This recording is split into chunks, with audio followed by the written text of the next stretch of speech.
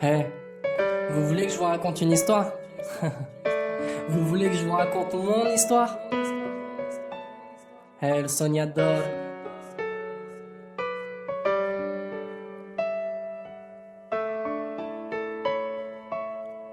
6 ans à peine, je matais la télé, tranquille dans le canapé, l'époque dans la main droite, la télécommande de l'autre côté. Ce jour-là, je n'avais rien demandé quand le téléphone s'est mis à sonner, l'air inquiet. Ma mère a décroché, elle s'est mise à pleurer, puis sur les genoux elle est tombée, c'est en ignorant la souffrance de la daronne que j'étais dire en courant avec mes pogs à mon frère que mon père était à la morgue, content il était. Il pensait qu'il avait trouvé de quoi travailler, que la vie allait enfin recommencer. Malheureusement, c'est en la voyant complètement effondrée, ne pouvant plus s'exprimer dans ses propres larmes, presque noyé, qu'il a compris que mon père ne travaillait pas, mais qu'il était bien décédé à cet instant-ci.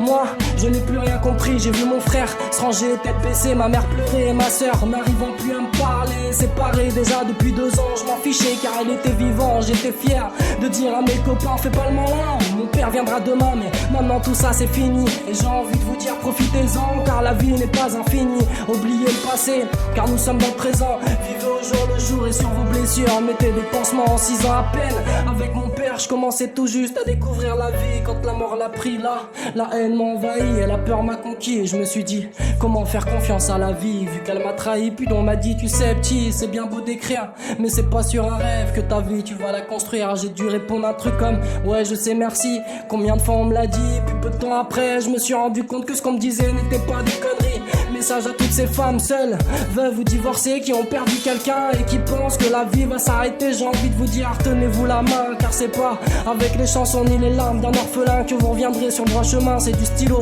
que je vous laisse, mais du cœur puis de la main que je vous tiens. Alors avançons le passé de côté vers un avenir plus serein.